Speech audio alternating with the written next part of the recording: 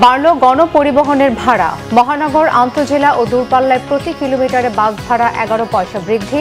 কার্যকর আজ থেকেই ঢাকায় কাটেনি জ্বালানি সংকট।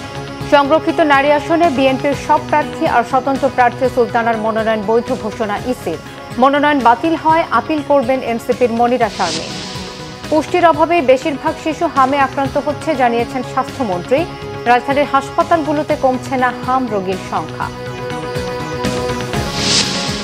বিমানকে লাভজনক করতে 30 এপ্রিলের মধ্যে বোয়িংয়ের সাথে চুক্তি সই জানিয়েছেন বিমান পরিবহন প্রতিমন্ত্রী।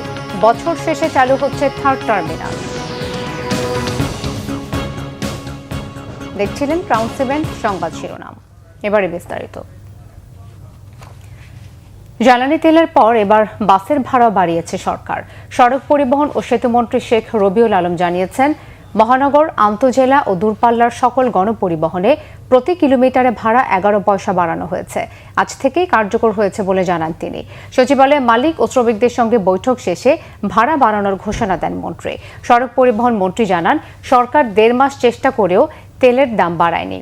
জ্বালানি তেলের দাম বৃদ্ধির ফলে ঢাকা ও চট্টগ্রামে প্রতি কিলোমিটারে 11 পয়সা বাড়ছে। আন্তজেলায় 52 সিটের গাড়ির ভাড়া প্রতি কিলোমিটারে 11 পয়সা সমন্বয় করা হয়েছে। এই সিদ্ধান্তের বাইরে গেলে মালিকদের বিরুদ্ধে ব্যবস্থা নেওয়া হবে। সড়ক পরিবহন মন্ত্রী জানান, মালিকদের দাবি ছিল 28 পয়সা বৃদ্ধি, পরে সেটি হয় 22 পয়সা। তবে আলোচনার ভিত্তিতে 11 পয়সা চূড়ান্ত করা হয়েছে। বিআরটিএ ফর্মুলা অনুযায়ী সব ঠিক করে গেজেট দেবে। মহানগরে 11 পয়সা বাড়বে। আন্তজেলা যেখানে 52 সিটের গাড়ি আছে সেখানেও পার কিলোমিটার 11 পয়সা বাড়বে। আর ডিটিসি একটা এরিয়া আছে আপনারা জানেন, এবং মিনি বাস, সেখানেও পার কিলোমিটার 11 পয়সা বাড়ানোর একটা সমন্বয় করার একটা সিদ্ধান্ত আমরা নিয়েছি। এটা সমন্বয় করতে চাই, কারণ আমাদের আগেই একটা ফর্মুলা আছে যে তেলের দাম বাড়ার সাথে সাথে কতটুকু সমন্বয় হবে ভাড়া, তার একটা ফরম্যাট আছে। এদিকে শুধু মজুদ নয়, পাম্পগুলোতে সরবরাহ না বাড়ালে জ্বালানি পরিস্থিতি স্বাভাবিক হবে না বলে মন্তব্য করেছেন পেট্রোল পাম্প মালিক সমিতির একাংশের সভাপতি। মালিক সমিতির সাথে কথা না বলে সিদ্ধান্ত না নেওয়াতে এমন পরিস্থিতি তৈরি হয়েছে বলে অভিযোগ তার। এই অবস্থা চলতে থাকলে জীবিকা নির্বাহ করে সংসার চালানোই কঠিন হবে বলে জানান রাইড শেয়ারিং চালকরা। দ্রুত পরিস্থিতি সামাল দেওয়ার দাবি তাদের। বিস্তারিত মামুন আবদুল্লাহর রিপোর্টে। একদিকে সরকারের ভাষ্যমতে দেশের ইতিহাসে সর্বোচ্চ তেল মজুদের পাশাপাশি বেড়েছে দামও। এমন অবস্থায় জ্বালানি সংকট কেটে যাবার প্রত্যাশা ছিল। তবে রাজধানী ঢাকায় বাস্তবতা একেবারেই ভিন্ন। প্রয়োজনীয় জ্বালানি পেতে ঘন্টার পর ঘন্টা অপেক্ষা করতে দেখা গেছে গ্রাহকদের। এতে ক্ষোভ দেখা যায় তাদের মধ্যে। তেল যদি না থাকে একবারে বন্ধ করে দেওয়া উচিত। এভাবে লাইন দিয়ে তেল মানুষকে হয়রানি করে এটা কোনো মানে হয় না। মজুদ যদি নিজেদের কাছে রাখে তাহলে তো জনগণ তেল পাবে না। যদি মজুদ থাকতো তাহলে আমাদের তো সিরিয়ালে দাঁড়াতে হতো না। মজুদ থাকলে এত বড় লাইন কেন হবে? কাজে মজুদ নাই দিকে শর্ট আছে, সরকার এটা একটা বাহানা দিতেছে, না মানুষ এত কষ্ট করে তেলের জন্য। কালকে রাত 9টার সময় আসছি, এখন বাজে বেলা 12টা। কিছু পেট্রোল পাম্প তেল সরবরাহ করলেও বন্ধ ছিল অনেক পাম্প। সরবরাহ স্বাভাবিক না হলে জীবন চালানোই কঠিন হয়ে যাবে বলে জানান রাইড শেয়ারিং চালকরা। এইভাবে চললে তো আসলে আমাদের জন্য অনেক কষ্ট করা যায়। আমরা কাজে টাইম মতো পৌঁছাতে পারছি না, তারপরে আমাদের কাজের ব্যাঘাত করছে এইভাবে। জানি না সামনে কি হবে, ভবিষ্যৎ নিশ্চিত অনিশ্চিত, সংসারের টেনশন, মানসিক চাপ, কষ্ট হয়। খাওয়া দাওয়া নাই, সিরিয়ালেও থাকতে হয়। গাড়ি রেখে গেলে ধরুন একটা জিনিস খুলে নিয়ে গেলে মালিককে কৈফিয়ত করতে হয়। পেট্রোল পাম্প অ্যাসোসিয়েশনের একাংশের সভাপতি জানান, চাহিদা মতো জ্বালানি পেলে সংকট থাকবে না। এই সাপ্লাই না বাড়াইলে দাম আরও যদি 200 টাকা লিটার করে তাও এই সমস্যার সমাধান হবে না। আর গভর্নমেন্টকে মনিটরিং করতে হবে যে মিস ইউজ করে কিনা, সেটা পাম্প মালিক হোক, মোটর বাইকের মালিক হোক, গাড়ি হোক, যে মিস ইউজ করবে তারা ধরে না সোজা জেল। পরিস্থিতি স্বাভাবিক করতে সরকারকে মাঠ পর্যায়ে নজরদারি বাড়ানোর দাবি সচেতন গ্রাহকদের। মামুন আবদুল্লাহ, বাংলা ভিশন, ঢাকা। রাজনীতির মাঠে আবারও সরগরম সংরক্ষিত নারী আসনের নির্বাচনকে ঘিরে। ত্রয়োদশ জাতীয় সংসদের সংরক্ষিত নারী আসনে প্রার্থিতা যাচাই বাছাই শেষে বড় একটি ধাপ পার করল নির্বাচন কমিশন। ত্রয়োদশ জাতীয় সংসদে সংরক্ষিত নারী আসনে বিএনপির 36 প্রার্থীর মনোনয়ন বৈধ ঘোষণা করেছে। এছাড়া স্বতন্ত্র 1 জন ও জামাতের 12 জনকে বৈধ ঘোষণা করা হয়েছে। অবৈধ ঘোষণা করা হয়েছে এনসিপির প্রার্থী মনিরা শারমিনের মনোনয়ন। নির্বাচন ভবনে 2 দিন ব্যাপী মনোনয়নপত্র যাচাই কার্যক্রম শেষে বৃহস্পতিবার সকালে চূড়ান্ত সিদ্ধান্ত জানায় ইসি। এতে বিএনপি জোটের 36 জন এবং স্বতন্ত্র জোটের 1 জন সহ মোট 37 জন প্রার্থীর মনোনয়ন বৈধ ঘোষণা করা হয়েছে। তবে প্রস্তাবক ও সমর্থকের নাম ও স্বাক্ষর না থাকায় স্বতন্ত্র 2 প্রার্থী মোসাম্মত মেহেরুন্নেসা ও শাহিনা আক্তারের মনোনয়ন বাতিল করা হয়েছে। এই বাছাই কার্যক্রম পরিচালনা করেন নির্বাচনের রিটার্নিং কর্মকর্তা ও ইসির যুগ্ম সচিব মঈনুদ্দিন খান। এ সময় অন্যান্য নির্বাচন কর্মকর্তারাও উপস্থিত ছিলেন। এর আগে মনোনয়ন দাখিলের শেষ দিন পর্যন্ত মোট 53 জন প্রার্থী তাদের কাগজপত্র জমা দেন। যদিও বিএনপির পরিচয়ে মনোনয়ন জমা দেয়া মাহবুবা রহমান পরে প্রার্থিতা প্রত্যাহার করে নেন। বুধবার শুরু হওয়া যাচাই বাছাইয়ের প্রথম দিনে জামায়াত জোটের 13 জন প্রার্থীর মধ্যে 12 জনের মনোনয়ন বৈধ ঘোষণা করা হয়। বিএনপি এবং জোট থেকে 36 জনের একটি তালিকা দেওয়া হয়েছিল। 36 জনের তালিকা এটা গৃহীত হয়েছে। আর জামাতে ইসলামী যে জোট, ওই জোট থেকে ওনারা 13 জনের মনোনয়নপত্র জমা দিয়েছিলেন। সেখানে ওই একটি অবশিষ্ট ছিল, 12টি বৈধভাবে গৃহীত হয়েছে আর একটি আজকে যে আমরা ঘোষণা করলাম। তবে সবচেয়ে আলোচনায় ছিলেন জাতীয় নাগরিক পার্টি এনসিপির যুগ্ম আহ্বায়ক মনিরা শারমিন। সরকারি চাকরি থেকে নির্ধারিত সময় অনুযায়ী অব্যাহতির শর্ত পূরণ না করায় শেষ পর্যন্ত তার মনোনয়ন বাতিল করা হয়। সরকারি চাকরি ছেড়ে নির্বাচনে অংশ নিতে হলে 3 বছরের সময়সীমা অতিক্রম করা বাধ্যতামূলক, যা তার ক্ষেত্রে পূরণ হয়নি। তবে সিদ্ধান্ত মানতে নারাজ মনিরা শারমিন। তিনি বলেন যে আইনে তার প্রার্থিতা বাতিল করা হয়েছে তা সমোপযোগী নয়।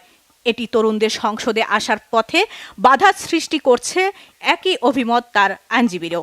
আমার যে চাকরিটা একজন ব্যাংক কর্মকর্তা, একদম এন্ট্রি লেভেলের ব্যাংক কর্মকর্তা, এবং আমার চাকরি 2 বছর হয়েছে মোটে। তো আমার যে চাকরি 2 বছর, আমি 3 বছরের কুলিং পিরিয়ড যদি আবার চাওয়া হয়, এবং সেই ক্ষেত্রে আবার আপনারা যদি বলেন যে তরুণরা কেন রাজনীতিতে আসে না এবং তরুণদের ভয়েস আমরা সংসদে দেখতে চাই, তো সেই জায়গায় আসলে একটা বড় অসামঞ্জস্যতা আমরা লক্ষ্য করি। অ্যামেন্ডমেন্টটা যখন আনা হয়েছিল, এটা তো বেসিক্যালি আনা হয়েছিল ভাগা আমলাদের জন্য, যারা দীর্ঘদিন ধরে সরকারি চাকরিতে ছিলেন তাদের জন্য। আর ও তো আসছেই হচ্ছে খুব কম সময়ের জন্য, শুধু 2 বছরের একটা পিরিয়ড এবং জুনিয়র কর্মকর্তা হিসেবে। ফলে তার ভোটারদেরকে প্রভাবিত করার কোনো ধরনের সুযোগ নাই, সেটা তো ন্যাশনাল ইলেকশনে নাই। আর সংরক্ষিত তো হচ্ছে এখানে ভোটার হচ্ছে যারা নির্বাচিত এমপি তারাই হচ্ছে ভোটার। তো একজন কৃষি ব্যাংকের অফিসার কিভাবে এতগুলো এমপিকে প্রভাবিত করতে পারে? নির্বাচন কমিশনের ঘোষিত তফসিল অনুযায়ী আগামী 26 এপ্রিল পর্যন্ত আপিল করা যাবে।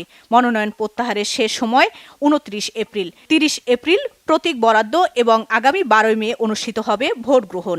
কোনো আসন শূন্য থাকলে তা উন্মুক্ত করে দেয়া হবে, যেখানে সব দল অংশ নিতে পারবে। নারীদের পক্ষে অনেক সুন্দর সুন্দর কথা বলা হয়, কিন্তু নারীদের নিয়ে কিন্তু বেশি দূর এগোনো যায় না, এগোতে চায় না। সে কারণে আমাদের একটা দায়িত্বই থাকে যে আমরা নারীদেরকে নিয়ে এগিয়ে যাব, নারীদের সমস্যাকে নিয়ে, নারীদের যে মৌলিক সমস্যাগুলো রয়েছে তা নিয়ে কাজ করা। এই নারী সমাজের উন্নয়নের জন্য, তাদের কর্মসংস্থানের জন্য, বিশেষ করে তরুণ যে নারী সমাজ আছে তাদের কর্মসংস্থানের জন্য আমি আমার কর্মপরিকল্পনাকে ঠিক করেছি। আমার এলাকা, যেখানে আমার লক্ষ্মীপুর সহ সারা বাংলাদেশের যেসব বিষয়গুলো রয়েছে, আমাদের মাননীয় প্রধানমন্ত্রী যে বিষয়গুলো নিয়ে ফোকাস করছেন, শিক্ষা, স্বাস্থ্য, মানুষের অধিকার, সেগুলো নিয়ে আমরা কাজ করব। যারা নির্যাতিত নিপীড়িত সাধারণ মানুষ যেখানে না খেয়ে মরছে, সবাইকে আজকে একটা সমানভাবে নিয়ে আসার জন্য এই সরকার প্রতিজ্ঞাবদ্ধ।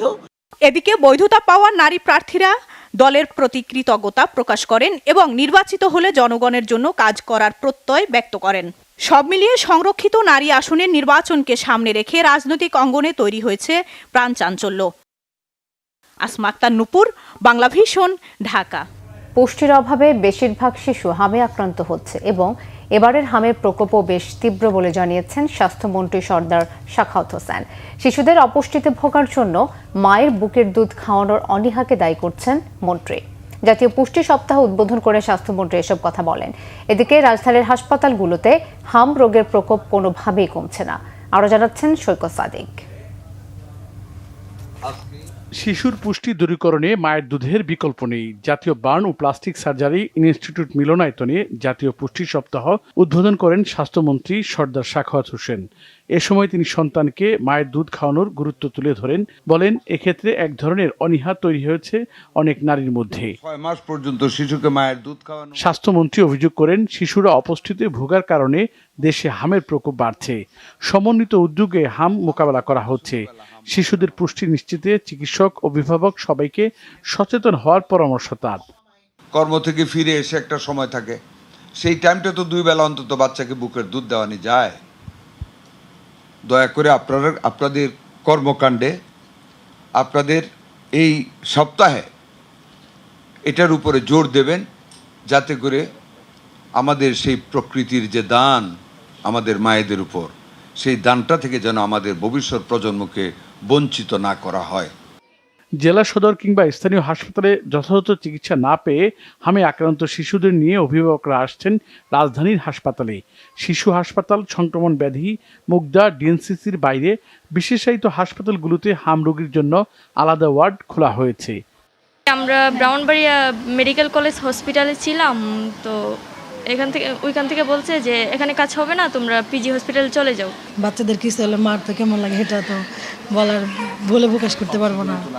হ্যাঁ, অক্সিজেন লাগতেছে। গরিপুর সরকারি হসপিটালে ওই জায়গায় যাই ভর্তি হয়েছি, ওই জায়গায় কোনো পরিবর্তন হইতেছে না। তো ওই জায়গায় একদিন ছিলাম, একদিন পর দেখি মানে ওই আর বেশি হইতেছে। বাংলাদেশ মেডিকেল বিশ্ববিদ্যালয়ের চিকিৎসকরা জানিয়েছেন, অপেক্ষাকৃত জটিল হামের রোগীরা আসছেন এই হাসপাতালে। আমাদের আলাদাভাবে আইসোলেটেড ওয়ার্ডের ব্যবস্থা করা হয়েছে এবং ওখানে আলাদা ডক্টর, নার্স সব কিছুর ব্যবস্থা করা হয়েছে এবং সব ধরনের এখান থেকে সুবিধা দেওয়া হচ্ছে, যেমন যখন স্যালাইন লাগবে বা অক্সিজেন লাগবে সবই দেওয়া হচ্ছে এবং রুগী মোটামুটি সুস্থ হয়েই আমরা বাসায় যাচ্ছে। তবে কিছু রুগী আবার পোস্ট মিজেলস কমপ্লিকেশন নিয়েও আসছে। ধরেন আমরা ছুটি দিয়ে দিয়েছি, তার আবার 7 দিন পরে পোস্ট মিজেলস কমপ্লিকেশন নিয়ে আসছে। তীব্র গরম চলায় শিশুদের পানিবাহিত নানা রোগ দেখা দেওয়ার আশঙ্কাও করেন চিকিৎসকরা। তবে কিছু রোগী সৈকত সাদিক, বাংলা ভিশন, ঢাকা। গেল 24 ঘন্টায় ময়মনসিংহে আরও এক শিশুর মৃত্যু হয়েছে। এছাড়াও বিভিন্ন জেলায় হাসপাতালে উপসর্গ নিয়ে নতুন ভর্তি হয়েছে অর্ধশতাধিক শিশু। ময়মনসিংহ মেডিকেল কলেজ হাসপাতালে গত 24 ঘন্টায় আরও এক শিশুর মৃত্যু হয়েছে। এ নিয়ে হাসপাতালে হামের চিকিৎসাধীন অবস্থায় এ পর্যন্ত 16 শিশুর মৃত্যু হয়েছে। গত 24 ঘন্টায় আরও 27 শিশু হামের উপসর্গ নিয়ে হাসপাতালের আইসোলেশন ওয়ার্ডে ভর্তি আছে।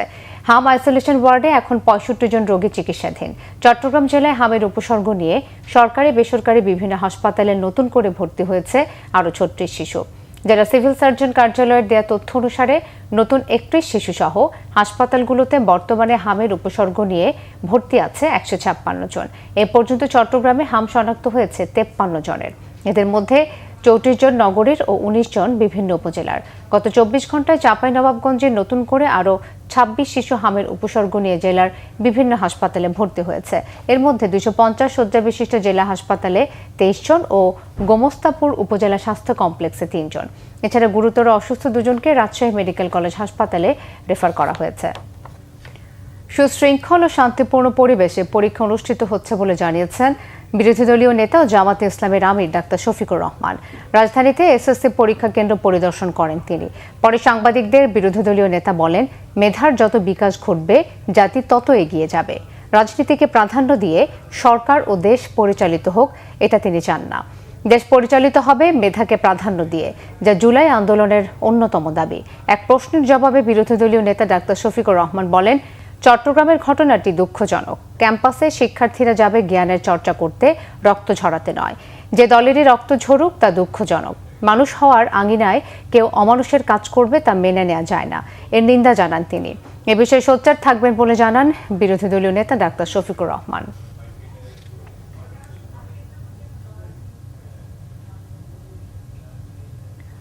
বেসামরিক বিমান পরিবহন ও পর্যটন প্রতিমন্ত্রী রফিজুজ্জামান মিল্লাত জানিয়েছেন, বিমান বাংলাদেশ এয়ারলাইন্সকে লাভজনক প্রতিষ্ঠানে পরিণত করতে 30 এপ্রিলের মধ্যে বোয়িংয়ের সাথে চুক্তি সই হবে। জানিয়েছেন বেসামরিক বিমান পরিবহন ও পর্যটন প্রতিমন্ত্রী এম রশিদুজ্জামান মিল্লাত। সকালে সচিবালয়ে প্রধানমন্ত্রী তারেক রহমানের সাথে সাক্ষাৎ শেষে এই তথ্য জানান তিনি। প্রতিমন্ত্রী জানান, যে কোনো মূল্যে বিমানকে লাভজনক করতে প্রধানমন্ত্রীর নির্দেশ দিয়েছেন। একই সাথে বিশেষজ্ঞ এবং সৎ লোকদের কাজে লাগানোর নির্দেশনা দিয়েছেন তিনি। বিমানের দুর্নীতি খতিয়ে দেখা হচ্ছে জানিয়ে রশিদুজ্জামান মিল্লাত জানান, বিমান আর লোকসান করবে না। প্রধানমন্ত্রী বেশ কিছু নির্দেশনা দিয়েছেন। যাত্রী ভোগান্তি নিরসনে পরামর্শ দিয়েছেন তিনি। 2-3 মাসের মধ্যে কক্সবাজার এয়ারপোর্টে আন্তর্জাতিক ফ্লাইট চালু করা হবে জানিয়ে তিনি বলেন, বছর শেষে হযরত শাহজালাল আন্তর্জাতিক বিমানবন্দরের 3rd টার্মিনালের উদ্বোধনের পরিকল্পনা রয়েছে। এর মধ্যেই আমরা বোয়িং এর সঙ্গে চুক্তি করতে যাচ্ছি। আমরা we are purchasing 14 aircraft from Boeing. At the same time আমাদের যে এই 5 বছর লাগবে তাদের এই বোয়িং ডেলিভারি করতে, এর মধ্যে আমরা বোয়িং এবং এয়ারবাসের সঙ্গে যোগাযোগ করে আমরা কিছু লিজে আমরা এয়ারক্রাফট আনবো খুব শিগগিরই। এটাকে লাভজনক করতে হবে। অন্য এয়ারলাইন্সগুলো লাভ করতে পারলে আপনারা করতে পারেন না কেন? অতএব আপনারা খতিয়ে দেখে যেটা হলে লাভ করতে পারবেন সেটাই আপনাকে করতে হবে। আন্তর্জাতিক ইরান শান্তি চুক্তিতে আগ্রহী হলেও যুক্তরাষ্ট্রের বাধা ও হুমকির মুখে বৈঠকে বসতে পারছে না বলে জানিয়েছেন দেশটির প্রেসিডেন্ট মাসুদ পেজেশকিয়ান। আর সময় বেঁধে না দিলেও প্রেসিডেন্ট ডোনাল্ড ট্রাম্পের সিদ্ধান্তেই যে কোনো সময় যুদ্ধবিরতির মেয়াদ শেষ হবে বলে জানিয়েছে হোয়াইট হাউস।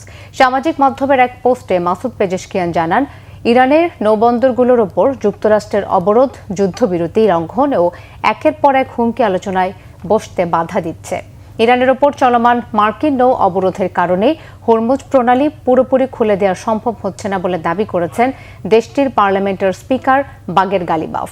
ইরানি নৌবন্দরের ওপর অবরোধ দিয়ে যুক্তরাষ্ট্র যুদ্ধবিরতি লঙ্ঘন করছে বলেও অভিযোগ করেন তিনি।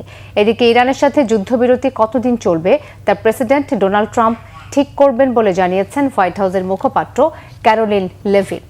যদিও কিছু গণমাধ্যমের প্রতিবেদন বলছে ইরানের সাথে শুক্রবার বৈঠকে বসার কথা বলেছেন ট্রাম্প, তবে এমন দাবিকে ভিত্তিহীন বলে মন্তব্য করেছেন লেভিট। চট্টগ্রামের আগ্রাবাদ এক্সেস রোড এলাকায় খনন কাজের সময় মাটি ধসে পড়ে 2 শ্রমিক নিহত হয়েছেন, আহত হয়েছেন আরও 2 জন। আজ ভোর 5টার দিকে এই দুর্ঘটনা ঘটে। নিহতরা হলেন দিনাজপুর জেলার রাকিব ও তুষার। পুলিশ জানায়, চায়না হাইড্রো কোম্পানির অধীনে চলমান মাটি খনন কাজের সময় হঠাৎ মাটি ধসে পড়ে শ্রমিকরা চাপা পড়েন। স্থানীয়রা 4 জনকে উদ্ধার করে চট্টগ্রাম মেডিকেল কলেজ হাসপাতালে নিয়ে গেলে কর্তব্যরত চিকিৎসক 2 জনকে মৃত ঘোষণা করেন। আহত শ্রমিক সাগর ও এরশাদকে হাসপাতালের ক্যাজুয়ালিটি ওয়ার্ডে ভর্তি করা হয়েছে। এদিকে নিহত ও আহত শ্রমিকদের পরিবারকে আর্থিক ক্ষতিপূরণ দেওয়ার দাবিতে ঘটনার পর ঠিকাদারের সঙ্গে বাকবিতণ্ডা হয়েছে অন্য শ্রমিকদের। এ সময় ক্ষিপ্ত শ্রমিকরা হাসপাতালের চেয়ার টেবিল ও দরজা জানালা ভাঙচুর করে। চট্টগ্রাম জেলার সীতাকুণ্ডে জঙ্গল সলিমপুর এলাকায় বিশেষ অভিযানে 15 মামলার আসামি ও দুর্ধর্ষ সন্ত্রাসী মোহাম্মদ আবুল কাশেম ওরফে নলা কাশেমকে অস্ত্র ও গুলিসহ গ্রেফতার করেছে পুলিশ। পুলিশ জানায়, বুধবার রাতে জঙ্গল সলিমপুরে অনুপ্রবেশের চেষ্টা চালায় একটি সন্ত্রাসী গোষ্ঠী। গোয়েন্দা খবর পেয়ে সীতাকুণ্ড মডেল থানার ভারপ্রাপ্ত কর্মকর্তা মহিনুল ইসলামের নেতৃত্বে একটি বিশেষ অভিযান চালায় পুলিশ। সন্ত্রাসীদের আস্তানা চারদিক থেকে ঘিরে ফেলে শীর্ষ সন্ত্রাসী নলা কাশেমকে আগ্নেয়াস্ত্র সহ হাতে নাতে গ্রেফতার করা হয়। তবে তার সহযোগীরা গভীর জঙ্গলে পালিয়ে যায়। এ সময় কাশেমের কাছ থেকে একটি বিদেশি পিস্তল, একটি ম্যাগজিন ও 6 রাউন্ড তাজা গুলি উদ্ধার করেছে পুলিশ। আবুল কাশেমের বিরুদ্ধে চট্টগ্রাম জেলার বিভিন্ন থানায় হত্যা, ডাকাতি ও দস্যুতা, চাঁদাবাজি, অস্ত্র আইনে ও অন্যান্য মামলা সহ 15টি মামলা বিচারাধীন। ভারতের পশ্চিমবঙ্গে রাজ্য বিধানসভা নির্বাচনের প্রথম দফার ভোট গ্রহণ চলছে। প্রথম পর্যায়ে 16টি জেলার 152টি আসনে ভোট দিচ্ছেন ভোটাররা। স্থানীয় সময় সকাল 7টায় শুরু হয়েছে ভোট গ্রহণ, চলবে সন্ধ্যা 6টা পর্যন্ত। ভোটার তালিকায় সংশোধন SIR নিয়ে বিতর্কের পর রাজ্যটিতে প্রথম নির্বাচন এটি। প্রথম দফায় 1478 জন প্রার্থী নির্বাচনে প্রতিদ্বন্দ্বিতা করছেন, যাদের মধ্যে 167 জন নারী প্রার্থী। সবচেয়ে বেশি 15 জন করে প্রার্থী রয়েছেন কোচবিহার দক্ষিণ ও ইটাহার আসনে। নির্বাচনে রাজ্যটির বর্তমান শাসক দল তৃণমূল কংগ্রেসের সাথে প্রতিদ্বন্দ্বিতা করছে প্রধান বিরোধী দল ভারতীয় জনতা পার্টি BJP। নির্বিঘ্নে ভোটদান নিশ্চিতে নেওয়া হয়েছে ব্যাপক নিরাপত্তা। এসেছে বিদেশি পর্যবেক্ষক দলও। পশ্চিমবঙ্গের পাশাপাশি তামিলনাড়ুতেও বিধানসভা নির্বাচনের ভোট গ্রহণ চলছে। রাজ্যটির 234টি আসনে প্রথম পর্বের ভোট দিচ্ছেন ভোটাররা। সংবাদ শেষ করব ক্রাউন সিমেন্ট শিরোনামগুলো আরেকবার জানিয়ে। বাড়ল গণপরিবহনের ভাড়া। মহানগর, আন্তজেলা ও দূরপাল্লায় প্রতি কিলোমিটারে বাস ভাড়া 11 পয়সা বৃদ্ধি কার্যকর আজ থেকেই। ঢাকায় কাটেনি জ্বালানি সংকট। সংরক্ষিত নারী আসনে বিএনপির সব প্রার্থী আর স্বতন্ত্র প্রার্থী সুলতানার মনোনয়ন বৈধ ঘোষণা ইসির। মনোনয়ন বাতিল হয়, আপিল করবেন এনসিপির মনিরা শারমিন। পুষ্টির অভাবে বেশিরভাগ শিশু হামে আক্রান্ত হচ্ছে জানিয়েছেন স্বাস্থ্যমন্ত্রী। রাজধানীর হাসপাতালগুলোতে কমছে না হাম রোগীর সংখ্যা। বিমানকে লাভজনক করতে 30 এপ্রিলের মধ্যে বোয়িং এর সাথে চুক্তি সই জানিয়েছেন বিমান পরিবহন প্রতিমন্ত্রী। বছর শেষে চালু হচ্ছে 3rd টার্মিনাল। এই ছিল এখনকার মতো। পরের সংবাদ বিকেল 4টায়। এর আগে 3টা রয়েছে নিউজ টপ 10 দেখার আমন্ত্রণ রইল। এছাড়া বাংলা ভিশন সংবাদ ও সংবাদ সংশ্লিষ্ট অনুষ্ঠান দেখতে ভিজিট করুন www.bvnews24.com ও facebook.com/banglavisionnews এবং সাবস্ক্রাইব করুন youtube.com/banglavisionnews। ধন্যবাদ।